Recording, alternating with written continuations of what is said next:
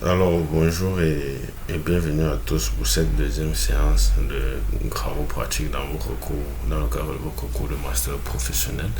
Dans la première séance, également la première vidéo, nous avons eu à extraire les données de la table, les données brutes Excel, à faire quelques opérations de pré-traitement. Alors nous nous inscrivons ici dans la continuité car nous allons, je ne sais pas, mélanger un peu de pré-traitement et la présentation de quelques visuels de base. La statistique, comme je vous l'ai dit, la statistique descriptive ici, elle a deux principaux objectifs. Le premier objectif, d'abord, c'est de décrire les données, que ce soit du point de vue qualitatif que quantitatif. Le second, c'est de les pré-traiter, c'est-à-dire de détecter. Ces outils permettent la détection de certaines erreurs. Donc pour ce travail-ci, on a choisi le micro-logiciel Rosebostat ici, qui est une application web conçue par la startup Rosebo. Elle applique en fait, elle permet de faire le calcul stade de base, que ce soit en mono ou en variable libre, et c'est une excellente alternative à Rosebo, à XLStat. Donc pour l'installer, il suffit juste d'être en ligne. Le premier lancement va télécharger d'abord la bibliothèque, mais après cela on peut travailler en offline sans problème. Donc ici cette application a combien d'onglets? Elle a 7 onglets. Elle a 8 onglets pour moi. L'onglet data qui permet d'importer les données. L'onglet pre-processing ici qui va permettre de faire quelques pré-traitements de données. Les stats ici qui permettent de voir les caractéristiques statistiques de base. L'onglet normalization qui permet de normaliser les données ici.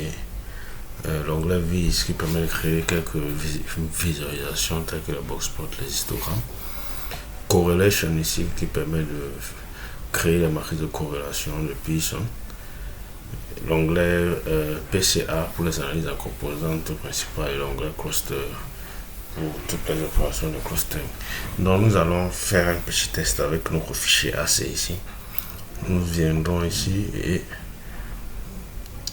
nous allons le chercher, le fichier AC qu'on a eu à extraire, n'est-ce pas, voilà, on a ici le fichier AC qui nous dit quoi? On a 9 variables, 2 numériques et 7 catégoriques, ce qui est absurde. Ici il nous prend comme numérique depth from, depth to, et comme qualitatif c'est tout le reste en fait, all IG, sample IG, Rockmable et tout ce qui va avec. Donc ici déjà c'est une première erreur, par exemple une erreur de pré-traitement qu'on a eu à faire. Je l'ai laissé exprès ici pour que vous puissiez voir. C'est une erreur de pré-traitement qu'on a eu à voir sur le truc. Si vous venez ici après processing, ou bien un stat, vous voyez que les variables numériques, les seules variables c'est depth from et depth to. Donc en gros, on va revenir, n'est-ce pas, ouvrir notre fichier AC et voir c'est quoi le problème.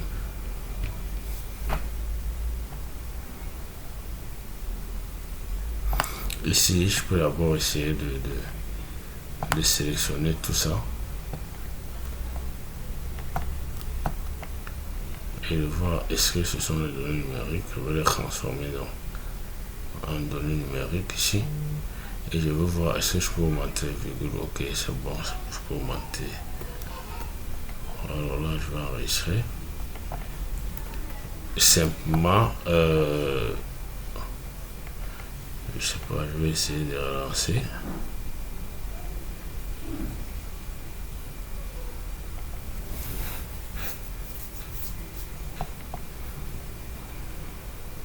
Et de réimporter mon fichier. Ok, il y a toujours ce petit problème-là. Je veux toujours revenir. Ça veut dire qu'ici, il considère toujours ceci. Ça veut dire, dans ce cas, il faut qu'on aille bien fouiller, n'est-ce pas? Peut-être qu'il y a une seule variable à l'intérieur qui peut être une variable à l'intérieur. Peut-être s'il y a une chaîne de caractères à l'intérieur de la base de données ici, alors ça va tout fausser. Ce qu'on fait, c'est qu'on va trier du plus petit au plus grand pour voir. Ici, le tri est effectué. Alors, il y a cette erreur-ci. Voilà, déjà. Et il y a cette dernière ligne ici qu'il faut également supprimer car ce sont les chaînes de caractères. Ça veut dire que c'est normal, n'est-ce pas? Qu'ils le prennent ainsi. Alors, je vais relancer. Et je vais toujours le prendre. Ok, là c'est bon. Il a vu 3 données numériques, 6 données numériques ici et 3 données qualitatives. Alors là, ce premier tableau va nous permettre juste de décrire, n'est-ce pas? De décrire nos données. Il affiche les 8 premières lignes.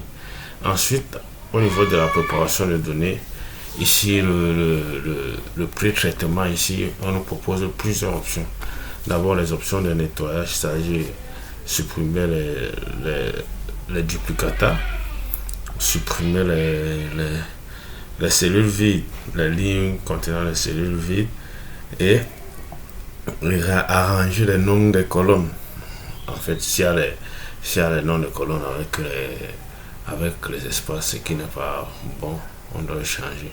Maintenant, pour les valeurs manquantes, on les garde, soit on les remplace par la moyenne, par la médiane, par le mode, ou soit on les supprime. Également, les valeurs aberrantes, on peut choisir de les détecter et il y a plusieurs méthodes ici de détection des valeurs aberrantes. Alors, je peux appliquer. Là, il va me dire, j'ai ici 9 variables, ici 3 catégories. Ici, il a trouvé une opération. Ici, une valeur aberrante qui a été corrigée, qui a été capée. Donc ici, c'est un exemple en fait de pré-processing. Ici, il n'y a pas vraiment grand chose. Déjà, je me dis pourquoi, parce que on a déjà eu à le faire sur Excel. Alors, en ce qui concerne l'onglet statistique, il agit uniquement sur les variables numériques ici. Alors, je peux calculer si toutes ces variables sont sélectionnées. Alors, pour chaque variable, on me donne le nombre de vides et ça calcule. Et le logiciel va nous proposer ici de télécharger ces statistiques-là qu'on pourra ouvrir. Vous voyez ici, on a donc les paramètres statistiques calculés que nous pouvons ouvrir ici. Par la suite, nous avons le test de normalité. Le test de normalité ici permet de faire quoi? Ce test va nous permettre de voir si les données suivent une tendance normale ou pas. Ceci est hyper important pour certaines enquêtes, car il y a certaines formules, il y a certaines méthodes qui ne s'appliquent que les données suivent une tendance normale. Un exemple simple, par exemple, si vous voulez faire les simulations ne peuvent être appliquées que sur les données normalisées. Si vous êtes en intelligence artificielle, que vous voulez également faire on appelle ça comment? Les réseaux de neurones, faire une prédiction par réseau de neurones également. Ces prédictions ne se font que sur les données normalisées. Là, c'est obligatoire. Maintenant, on a parlé hier en cours des valeurs aberrantes, des outliers. On a dit qu'une valeur aberrante, c'est une valeur qui est extrêmement éloignée, n'est-ce pas, des autres valeurs présentes dans la masse. Alors, généralement, on a dit, pour traiter une valeur aberrante, n'est-ce pas, on peut soit le supprimer, c'est-à-dire dans le cas où on est sûr qu'il s'agit d'une erreur, soit le supprimer, soit l'interpoler par un capping, c'est-à-dire on prend l'élément, on prend la valeur la plus grande, n'est-ce pas, on l'interpole, soit lui donner la valeur de la moyenne, etc. Mais imaginez un peu que vous soyez plutôt en exploration de l'or, c'est-à-dire euh, que ce qu'on recherche, ce sont ces valeurs aberrantes là. Ce qu'on fait de l'exploration, le but, l'objectif de cette exploration là, c'est de voir quelles sont les données, n'est-ce pas, qui sont loin des autres. Quelles sont les données qui sont différentes des autres en termes de teneur. Alors là, vous vous rendez bien compte qu'on ne peut pas supprimer ces valeurs-là, car ces données feront partie intégrante des données, de notre étude. Ici, dans ce cas, pour éviter, n'est-ce pas, que ces valeurs très éloignées influencent la qualité des estimations, car ces valeurs peuvent soit être minimisées par les autres valeurs, soit elles-mêmes, elles peuvent maximiser, n'est-ce pas, extrapoler les futures estimations qu'on a fait. Alors la normalisation ici va aussi intervenir pour harmoniser, n'est-ce pas, ces valeurs aberrantes avec les autres données. Le reste des données, on les harmonise, on effectue le calcul, après à la fin, on va faire une normalisation inverse, n'est-ce pas, pour ramener chaque donnée à sa valeur. Donc ici, en cliquant sur test, on dit que pour toutes ces valeurs numériques, qu'est-ce qui est normal. Vous avez plusieurs types de tests ici, le test de Shapiro-Wilk, le test d'Anderson-Darling, le KS-test.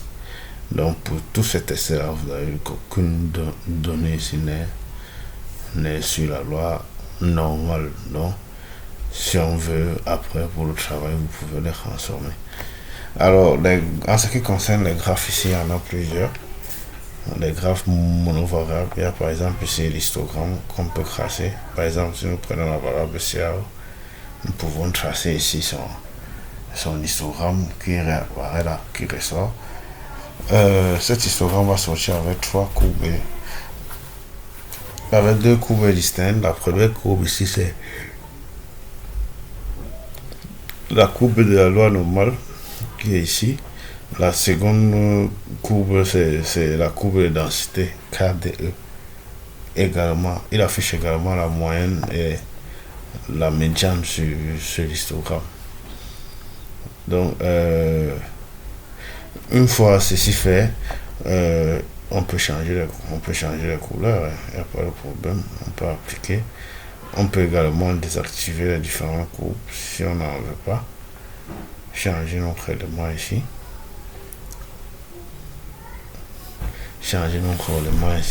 Et là on peut exporter ce carte en PNG si on veut.